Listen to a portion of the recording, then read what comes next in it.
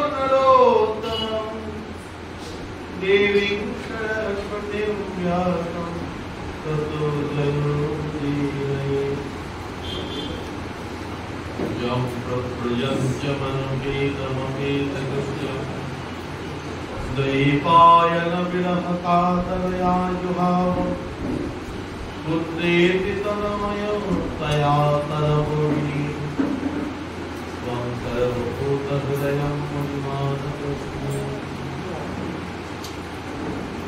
नमो धर्माय महते नमो कृष्णाय वेदसे ब्राह्मणेभ्यो नमो सत्यधर्मान् वक्षिणाः। जय रूप सनातन भक्त रघुनाथ श्री जीव गोपाल भक्त दास रघुनाथ। এই শৈব খায়ের পড়ে চরণ বন্দন যাহা হইতে হইল না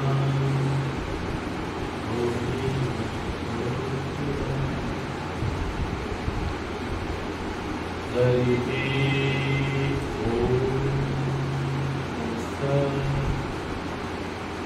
হরিকে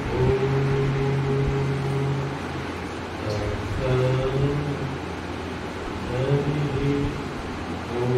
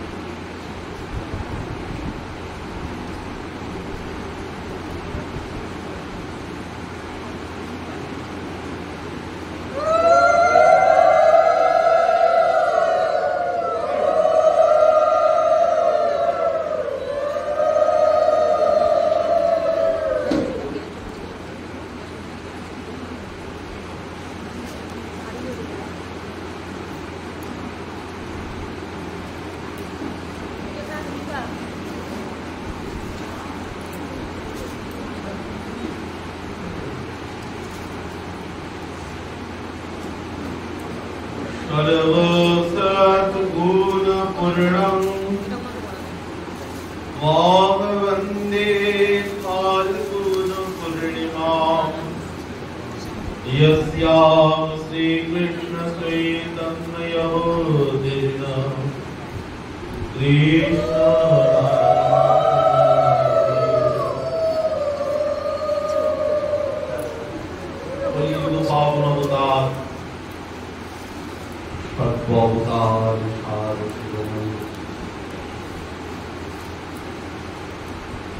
स्वभजन विभजन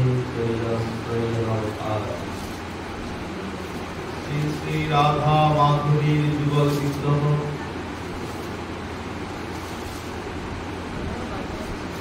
अनन्य परतत्व शिवा साक्षात भगवान गौरी तानंदे कृपानुकंपाय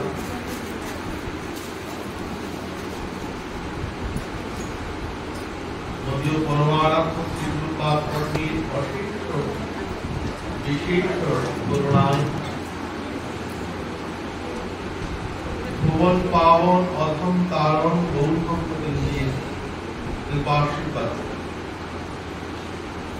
আমরা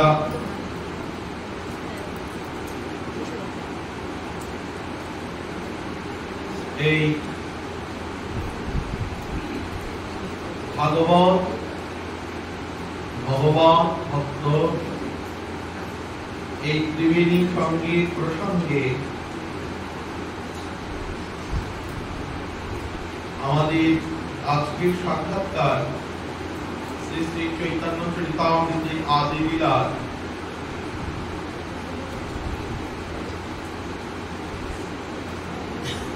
13 সংখ্যক অধ্যায়ের দ্বিতীয় শ্লোকের সাথে। খুব সামনেই আমাদের আনন্দের দিন, আকাশে বাতাসে সেই আনন্দ উৎসবে বাতাবরণ, ভক্তদের মনে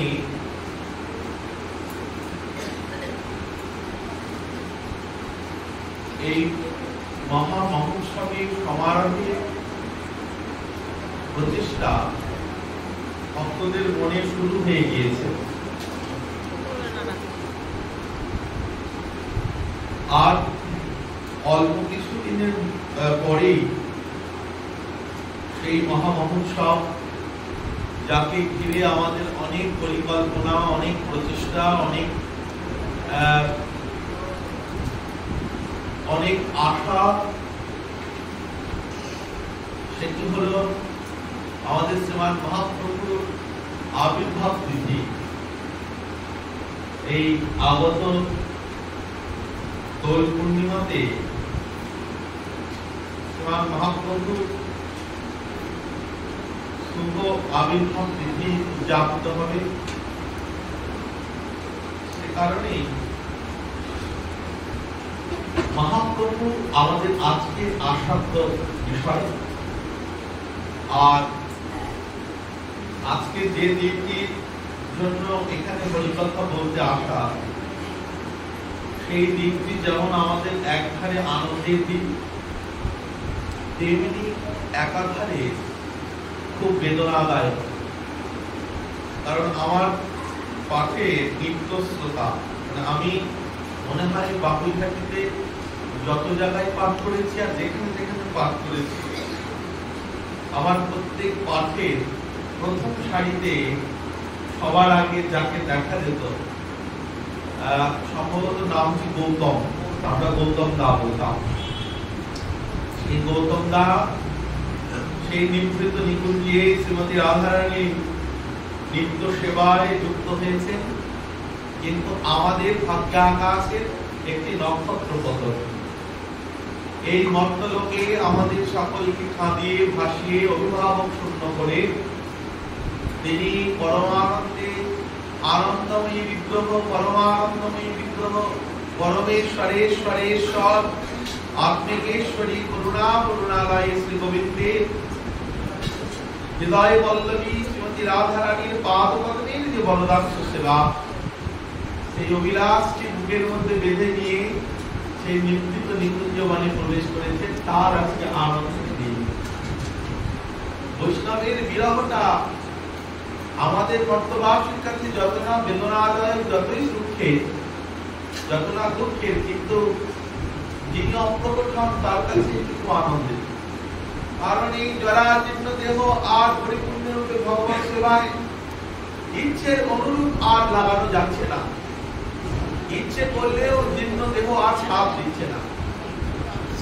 তখন এই জীর্ণ দেহ যখন সাধককে সাথ দেয় না ভগবান সেবায়, তখন সাধক আরেকটি নতুন দেহকে কামনা করে, পুনরায় যাতে সেই নবকলেবরটি প্রাপ্ত হয়ে আবার ইচ্ছা অনুরূপ ভগবান সেবায় লাগতে পারে। সে কারণে সাধকদের এই বিরহ, এটি বিরহ নয়, এটি তাদের কাছে আনন্দ। কিন্তু আমাদের কাছে একটি দুঃখজনক, যিনি তো তার মতন একটি নবকলেবর প্রাপ্ত হবে, হয়ে আবার পুনরায় ভগবত সেবায় লেগে যাবে। এটি সাধকের আট। আমার উপরে একটা বন্ধ করতে হবে।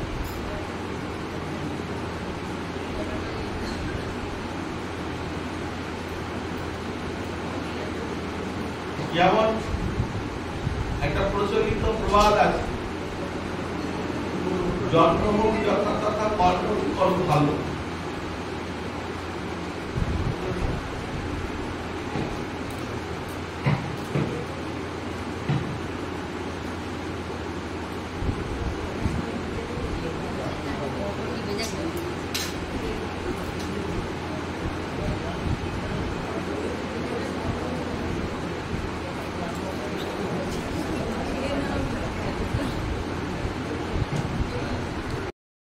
ভালো করতে হবে। সাধকের কর্ম কি? যারা সাধু তাদের কর্ম কি? যেমন ভালো কর্ম বলতে আমরা কি বুঝি? সৎ কর্ম কাকে বুঝি? সৎ কর্ম বলতে আমরা কি বুঝি? জনগণের সেবা, দেশের সেবা, সমাজের সেবা, অন্ধ কানা আতুর ল্যাংড়া তাদের পাশে দাঁড়িয়ে তাদের সহযোগিতা করা, মানুষের দুঃখের দিনে তার পাশে দাঁড়ানো। বললেন এটা সৎ কর্ম না, এটা কেবলমাত্র জীবের কর্তব্য। এই পৃথিবীতে মনুষ্য শরীর পেলে এগুলি তার কর্তব্য। সৎ কর্ম এটিকে বলে না। দেবশ্রীপাদ নারদ যখন ভক্তি দেবীর জন্য, ভক্তি দেবীর দুই পুত্র জ্ঞান আর বৈরাগ্য যখন বৃদ্ধ অবস্থা প্রাপ্ত হয়েছিলেন, তখন দেবশ্রীপাদ নারদ বদরিকা আশ্রমে গিয়ে ভগবত ভজনে বা তপস্যায় রত হলেন। ভগবান বললেন তুমি সৎ কর্মের অনুষ্ঠান করো, সৎ কর্মের অনুষ্ঠান দ্বারাই এই ভক্তির দুঃখ নিবৃত্তি হবে। এখন দেবশ্রীপাদ মনে মনে ভাবছেন সৎ কর্মটি কি বাবু? আমি তো জীবনে অনেক ভালো মন্দ মানুষকে দান ধ্যান করেছি, দুঃখের দিনে মানুষের পাশে দাঁড়িয়েছি, এই তো আমি বুঝি সৎ কর্ম। আলাদা করে সৎ কর্ম কি হয় আমার তো জানা ছিল না। তখন সমস্ত সাধুদের কাছে গিয়ে জানতে শুরু করলেন সৎ কর্মটি কি। কোন সাধুই যথাযথ রূপে এই সৎ কর্মের ডেফিনেশন দিতে পারছে না। সৎ কর্ম কাকে বলে? হোয়াট ইজ ডেফিনেশন অফ সৎ কর্ম? এই সৎ কর্মের ডেফিনেশন দিতে পারছেন না। হঠাৎ দেখা হয়ে গেল চারজন ঋষির সাথে, সনকাদি ঋষিবৃন্দ।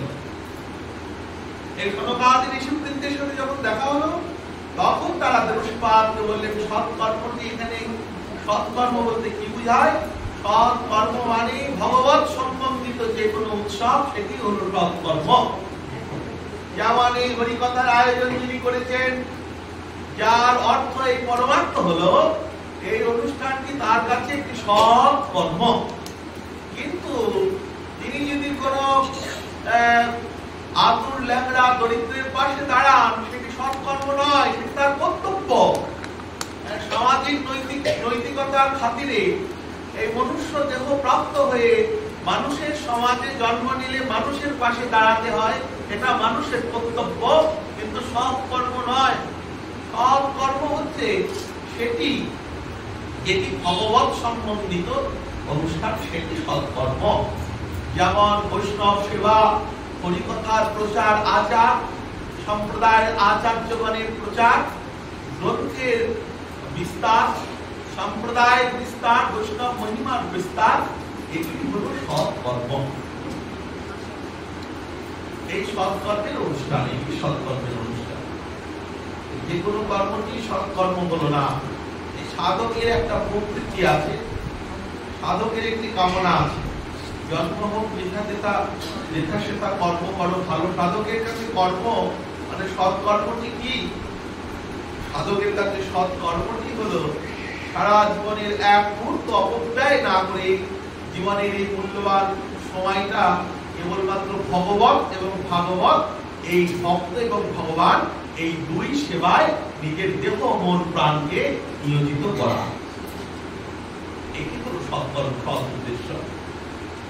সাধু সেবা, ভগবত সেবায় নিজের দেহকে নিয়োজিত করা। রামদাস বাবা বললেন না, আমি আসবো যাইব চরণ সেবিব, নিতাই গৌর বিহরিবে যথা, জন্মে জন্মে এই প্রার্থনা বৃত্ত করো তথা।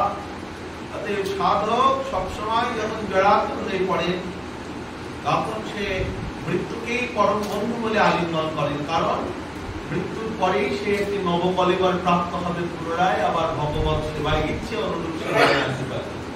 সে কারণে আমাদের গৌতমটা আমাদের মধ্যেই আছেন, কিন্তু এই জন্মচক্রকে তাকে দেখা যাচ্ছে না। চিত্রপটটি হয়তো আমার পেছনে চেয়ারের উপরে রাখা আছে, কিন্তু আমাদের অলক্ষ্যে, আমাদের অগোচরে জন্মচক্রুর পেছনে তিনি এই আসরে আজকেও হয়তো প্রথম সারির শ্রোতা হয়েই বসেছেন। কেবলমাত্র আমাদের অযোগ্যতার কারণেই আমাদের এই জন্মচক্রুতে তার এই পুত পবিত্র শরীরটি ধরা পড়ছে না। অতএব তার উদ্দেশ্যে আর বেশি কথা বলবো না, কারণ তিনি তার উদ্দেশ্যে যত কথা বলবো তার তাতে আনন্দ হবে না। ভগবানের উদ্দেশ্যে যত কথা বলবো তাতে তার আনন্দ বেশি হবে। সে কারণেই কথা না বাড়িয়ে আমরা মূল কথায় প্রবেশ করব। আমাদের মহাপ্রভুকে নিয়ে আজকে আসার বিষয়বস্তু মহাপ্রভু।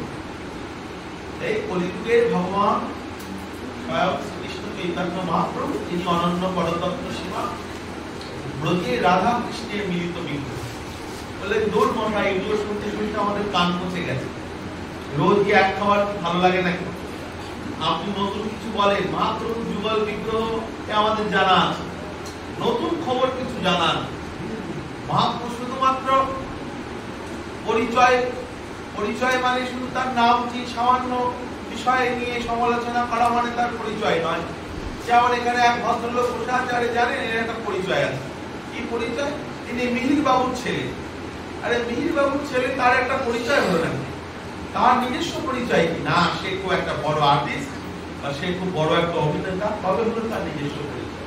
ওই যুগল বিগ্রহের মিলিত ধনু, রাধা কৃষ্ণের মিলিত বিগ্রহ, রাধা ভাবতী সুবলিত নবমী কৃষ্ণ স্বরূপম, এইসব শুনতে শুনতে কান ঝালাপালা হয়ে গেছে। নতুন সংবাদ কি আছে? নতুন সংবাদ আছে। বহু পুরনো আমলে আমাদের ফিরে যেতে হবে। বহুদিন পূর্বের কথা, ব্রহ্মাজি একটি ছত্র খুললেন। যেমন আমাদের কলকাতায় এদিকে দেখা যায় কিনা জানি না, গরমের দিনে মোড়ের মাথায় মাথায় কলসির মধ্যে জল আর গুড় বাতাসা রাখা হয়। তৃষ্ণার্ত ব্যক্তিরা রোদের মধ্যে যখন তাদের জল তৃষ্ণায় কণ্ঠ চৌচির হয়ে যায়, তখন সেখান থেকে তারা জল পান করে। যে জলের ব্যবস্থাটি রাখা হয় তাকে কি বলা হয় জানেন? জল ছত্র। আর পুরীতে আছে, রাধাকুণ্ডে দেখা যায় অন্ন ছত্র। যেমন মন্দিরের ভোগরাগ হয়ে গেলে তারপরে বিশেষ একটি সবজি আর অন্ন এরকম ছত্র খোলা হয়, সেখান থেকে যারা মেঘে খায় সেখান থেকে তারা অন্ন ছত্র নিয়ে দিন গুজরান করে। যেমন রঘুনাথ দাস গোস্বামী পাল পুরীতে অন্ন ছত্র নিয়ে খেতেন, মহাপ্রভু তাকে বেশ্যা বলে আখ্যায়িত করলেন। এসে অন্ন ছত্র বন্ধ করে দিলেন। তারপরে পুরীর ব্রেন থেকে যে পচা প্রসাদ বেরিয়ে আসতো জগন্নাথের, সেই পচা প্রসাদ ধুয়ে তার মধ্যে সার অংশটুকু তিনি পেতেন। অন্ন ছত্র আর জল ছত্র গেল। ব্রহ্মাজি মনে মনে ভাবলেন যে আমি ব্রহ্ম ছত্র খুলব। এটা তো শুনি নাই আমি, অন্ন ছত্র শুনেছি, জল ছত্র শুনেছি, ব্রহ্ম ছত্রটা কি? যেমন জলের তৃষ্ণা থাকলে তৃষ্ণার্ত ব্যক্তি জলের কাছে যায়, সেখানে অযাচিত ভাবে জল দেওয়া হয়, তাকে বলে জল ছত্র। যার পেটে খিদা আছে, ক্ষুধার্ত ব্যক্তি অন্নের কাছে যায়, অযাচিত ভাবে অন্ন দেওয়া হয়, তাকে বলা হয় অন্ন ছত্র। আর ব্রহ্মকে জানবার যার ইচ্ছা আছে, ব্রহ্ম জ্ঞান লাভ করার যার তৃষ্ণা আছে, সে যদি এই ব্রহ্ম ছত্রের কাছে আসে, তাহলে দেবগণ অযাচিত ভাবে এই ব্রহ্ম ছত্র খুলে নিয়ে বসেছেন। অতএব ব্রহ্মকে জানতে যার ইচ্ছে আছে, এই দেবগণ তাদের কৃপা করে করুণা করে এই ব্রহ্ম তত্ত্ব তাদেরকে জানাবে। এটি হলো ব্রহ্ম ছত্র। আসুন আসুন, ভগবানকে জানবার ইচ্ছে কার আছে আসুন, কার তৃষ্ণা আছে আসুন। এখন জীব মাত্রই ভগবানকে জানবেন, জীব মাত্রই ভগবানকে জানবেন। এটা আর আলাদা করে এর কোনো বিশ্লেষণ হয় না, এটা জীবের স্বাভাবিক বিকাশ। যেমন জল জীবের জীবাত্ম, গরমকালে জীবের তৃষ্ণা পাবেই, জল তৃষ্ণা পাবেই, সেটা কোনো আলাদা কোনো বিষয় নয়, আলাদা কোনো ব্যাপার নয়। তেমনি জীব মাত্রই ব্রহ্মকে জানতে, ভগবানকে জানতে জীব মাত্র ইচ্ছে হবে। ইচ্ছে হচ্ছে না তো, সকলের তো হচ্ছে না। আপনি যে বললেন জীব মাত্রই ভগবানকে জানবার ইচ্ছে হবে, ওই ইচ্ছে তো হচ্ছে না, ভগবানকে জানবার ইচ্ছে হচ্ছে না। তো ইচ্ছে হচ্ছে না, না ইচ্ছে হচ্ছে না। আরে গরমকালে জল তৃষ্ণা পাবে, এটা জীবের স্বাভাবিক ব্যাপার। খিদে পেলে সে অন্ন চেয়ে খাবে, মেঘে খাবে, এটা জীবের স্বাভাবিক ব্যাপার। কিন্তু জীব তো ভগবানেরই অংশ, ভগবানের অংশ হয়েও ভগবানকে জানতে ইচ্ছে হচ্ছে না। কেন ইচ্ছে হচ্ছে না? খিদে পেলে যেমন খেতে ইচ্ছে হয়, তৃষ্ণা পেলে যেমন জলপান করতে ইচ্ছে হয়, তেমনি ব্রহ্ম থেকেই আমরা বিচ্যুত হয়েছি, কিন্তু ব্রহ্মকে জানতে ইচ্ছে হচ্ছে না। কেন না হওয়ার কারণটা কি? তখন যখনই ব্রহ্মকে জানতে ইচ্ছে হলো না, তখন জানতে কি বোঝা গেল জানেন? কেন জানতে ইচ্ছে হচ্ছে না, না হওয়ার কারণটা কি? যেমন লেপ কাঁথা মুড়ি দিয়ে শুয়ে আছে, বাড়ির লোক এসে বলছে হায় হায় কি ঘরে 16তে কি 18তে এসি চলছে, আমরা গরমে টিকতে পারছি না, আর তুই লেপ মুড়ি দিয়ে শুয়ে আছিস কেন এই গরমে? একটু জল খা, আমার ইচ্ছে করছে। আর তাহলে দুপুর থেকে কিছু খাসনি, তাই একটু অন্ন খা, আমার ইচ্ছে করছে না। আচ্ছা তাহলে উঠে তো বস, এইভাবে শুয়ে আছিস, বাথরুম টাথরুমে যাবি কিনা, চল যাবি, বাথরুমে যেতে ইচ্ছে হচ্ছে, কিন্তু আমার শরীর চলছে না। শরীর চলছে না মানে অলসতা, শরীর একেবারে বিছানা থেকে চলতে পারছে না। আরে বাথরুম চাপলে বাথরুমে যাবে, শৌচাগারে যাবে, জল তৃষ্ণা পেলে জল পাবে, অন্ন খেতে খিদে পেলে অন্ন খাবে, কিন্তু এর তো দেখি খিদেও নেই, তৃষ্ণাও নেই, আর উঠে দাঁড়ানোর শক্তিও নাই। কেন এরকম হলো কেন? তখন ডাক্তার এসে বলে জিভটা বার করুন তো। যেই জিভটা বার করলো, দেখছি কি হায় হায়, এ তো ইচ্ছে থাকলেও উঠে দাঁড়াতে পারবে না, খিদে থাকলেও অন্ন খেতে পারবে না, তৃষ্ণা থাকলেও জল খেতে পারবে না। কারণ এ যে জল খাবে, খাবার খাবে, উঠে দাঁড়াবে, এর শক্তিটা তো ভেতরে নাই, কারণ এর ভেতরে এখন 105 জ্বর আছে। এই জ্বর আছে বলে উঠে দাঁড়ানোর ইচ্ছা থাকলে উঠে দাঁড়াতে পারছে না, খাওয়ার ইচ্ছে থাকলেও খেতে পারছে না, তৃষ্ণার ইচ্ছা থাকলেও জল পান করতে পারছে না। তেমনি যেমন উঠে দাঁড়ানোর ইচ্ছা থাকলে উঠে দাঁড়াতে পারছে না, কারণ তার মধ্যে 105 জ্বর আছে। তেমনি জীবের ভগবানকে জানতে ইচ্ছে হলেও জানতে পারছে না, যেমন জ্বর আছে বলে উঠে দাঁড়াতে পারছে না, তেমনি জীবের মধ্যে অজ্ঞানতা অবিদ্যা নামক রোগ আছে বলে জানার ইচ্ছে থাকলেও ভগবানকে জানতে পারছে না। ইচ্ছেটা নেই যে তা নয়, জানবার ইচ্ছে আছে, কিন্তু অজ্ঞানতা অবিদ্যা ওই জানার ইচ্ছে থাকলেও জীবকে জানতে দিচ্ছে না। বললেন এই অজ্ঞানতা এই অবিদ্যাটা কি? এই অজ্ঞানতা এই অবিদ্যাটাই হলো এই মায়ার বিষয় ভাবনা, কামনা আর কামনার উৎপীড়ন। এটি হলো অবিদ্যা নামক ব্যাধি। ভগবান কাছে দাঁড়িয়ে আছেন, তারপরেও ভগবানের প্রতি তার রুচি হচ্ছে না, কারণ আগের থেকেই অবিদ্যা নামক ব্যাধিটা তার হৃদয়কে গ্রাস করেছে। ভগবানের প্রতি রুচি হচ্ছে, কিন্তু অবিদ্যা নামক ব্যাধিটি তাকে গ্রাস করেছে। তো ওই জন্য বলছে কি করে ভগবানের ভজন করব, ঘরে একটা ছেলে আছে, তার প্রতি কর্তব্য আছে, কি করে ভজন করব, এখনো খেতে খেতে হয়, কাজকর্ম ছেড়ে কি কৃষ্ণ নাম করব? কিন্তু ইচ্ছে যে নেই তা নয়, এক এক সময় মনে হয় একটু হরিসভায় গিয়ে শতমুখে হরিকথা শুনি, কিন্তু ইচ্ছে আছে, কিন্তু যে ব্যাধি উঠে দাঁড়াতে পারছি না, ওই ব্যাধিটা কি? এই ব্যাধিটাই হলো সংসার সম্বন্ধিত বিষয়ে ভাবনা, কামনা এবং কামনার উৎপীড়ন।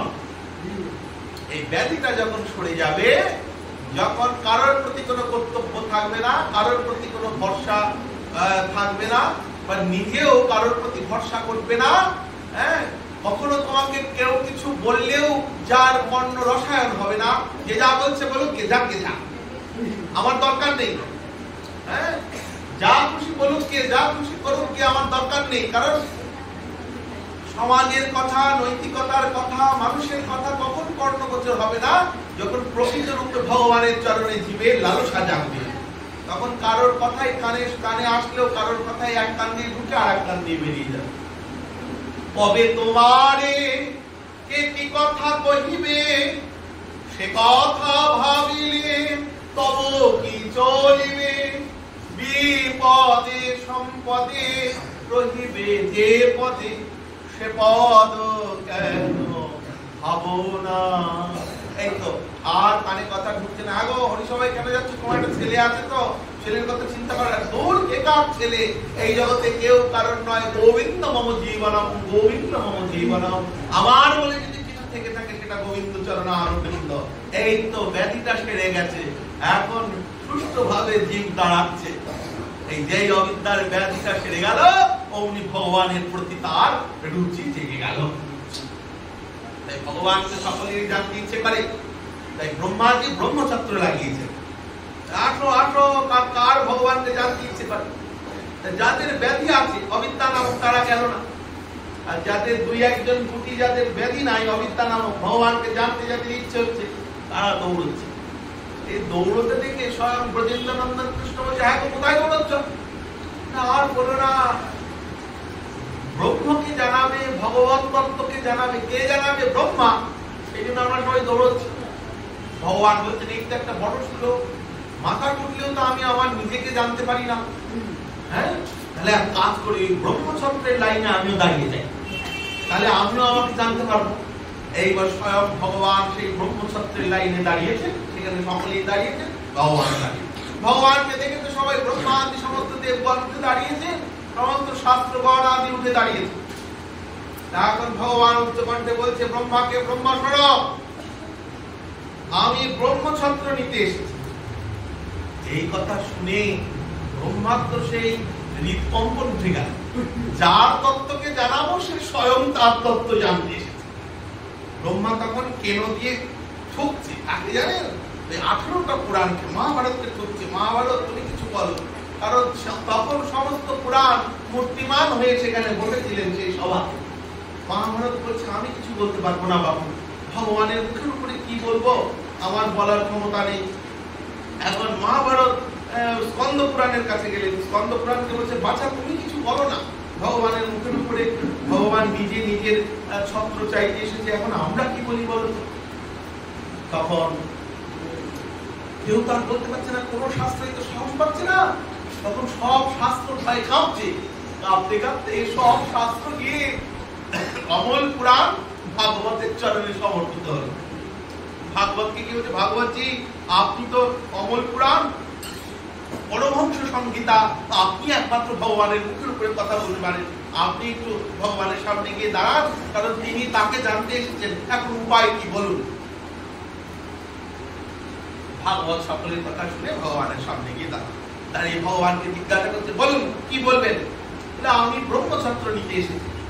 ভাগবত বলছেন খুব ভালো কথা, আমাদের শুনে খুব আনন্দ হলো, আপনি ব্রহ্মছত্র নিতে এসেছেন, তা বসুন। ভগবান বললেন বসার সময় নেই বাবু, আমার ব্রহ্মছত্র আমাকে বুঝিয়ে দাও, আমি এখনই চলে যাব। তখন ভাগবত বলছে ওইভাবে তো হবে না, কারণ ওই বোর্ডের মধ্যে কি লেখা আছে দেখুন। ভগবান বলছেন কি লেখা আছে, বলে ওই লেখাটা না দেখে আপনি লাইনে দাঁড়িয়েছেন, সে কারণে তো আপনি চাইলেই আমরা ব্রহ্মছত্র দিতে পারি না। তখন কৃষ্ণ বলছে কি ভাগবতকে বলছেন কি লেখা আছে। ভাগবত আঙুল দিয়ে দেখাচ্ছে, বলে দেখুন দেখুন ওই বোর্ডের মধ্যে কি লেখা আছে। কৃষ্ণ দেখছে বোর্ডে লেখা আছে নৈশাং মতিস্তব দূর প্রবান্ধিনী স্ত্রী সত্যানার্থ পগম यदार्थः महीयोषां पदरजोऽभिषेकं निष्किञ्चनानं न वृणीत यावत्। ওই বোর্ডের মধ্যে লেখা আছে ব্রহ্মছত্র নিতে গেলে, ভগবানকে জানতে গেলে ভগবান হয়ে আসতে হবে না, ভক্ত হয়ে আসতে হবে। আর ভক্ত হওয়ার একটাই উপায়, ভক্তের চরণ ধুলি মেখে ভক্ত হয়ে আসতে হবে। এইবার ভগবান পড়ে গেলেন গায়াকালি। এই যে বলেছেন তো মহীয়সাং পদরজোভি অভিষেকম, যেভাবে সকলে ব্রহ্মছত্র নিতে এসে সবাই ভক্তের চরণ ধুলি মেখে মেখে এসেছে, এখন তুমি শুধু ভক্তের চরণ ধুলি মাখনি, এমন শুধু তুমি একজন আছো। অতএব ওই বোর্ডে যা লেখা আছে ওই নিয়মের বাইরে আমরা ব্রহ্মছত্র দিতে পারবো না। অতএব এই লাইনে দাঁড়াতে গেলে ভগবান হয়ে দাঁড়ালে হবে না, ভক্ত হয়ে তোমায় দাঁড়াতে হবে। কেমন ভক্ত হয়ে দাঁড়াতে হবে? নিষ্কিঞ্চনানাং ন প্রণীত ইয়াবৎ, কোন নিষ্কিঞ্চন সাধুর চরণ ধুলি অঙ্গের ভূষণ করে ভক্ত হয়ে দীনদৈন্যতা নিয়ে হরি বল বলতে বলতে দাঁড়াতে হবে।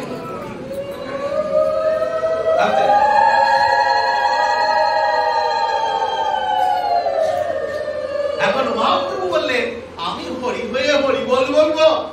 ভগবান বললেন কিছু করার নাই, নিয়ম তো তাই বলছে, হরি হয়ে হরি বলতে হবে, নিয়ম তো তাই বলে। তখন ভগবান বললেন কি, এখন নিষ্কিঞ্চনানাং ন প্রণীত ইয়াবৎ, এখন ভগবান বলছেন ব্রহ্মছত্র তো আমার চাই, কিন্তু আমি এই নিয়ম পালন করে এক্ষুনি আসছি। নিয়ম পালন করতে গেলে বললেন ওই শ্লোকের মধ্যে আবার দিয়ে দিয়েছেন যার তার চরণ ধুলি গায়ে মাখলে হবে না।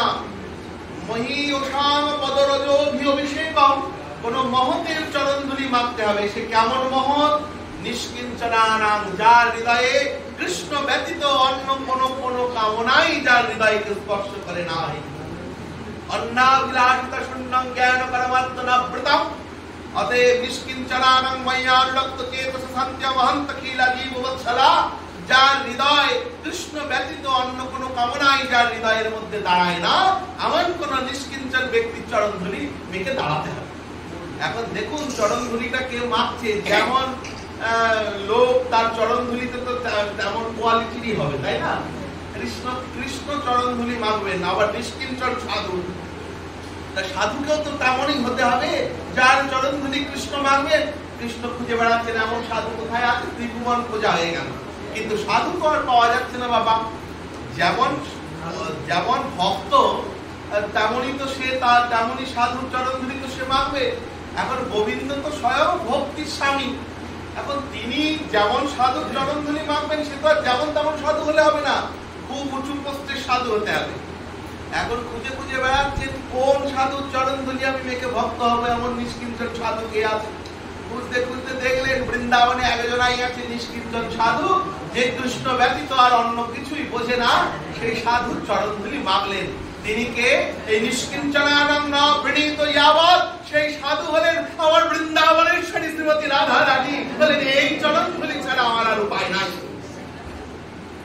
এইবার রাধা রানীর চরণ ধুলি গোবিন্দ মাখলেন, গোবিন্দ মেখে এইবার উপস্থিত হয়েছেন ব্রহ্মছত্র নিতে।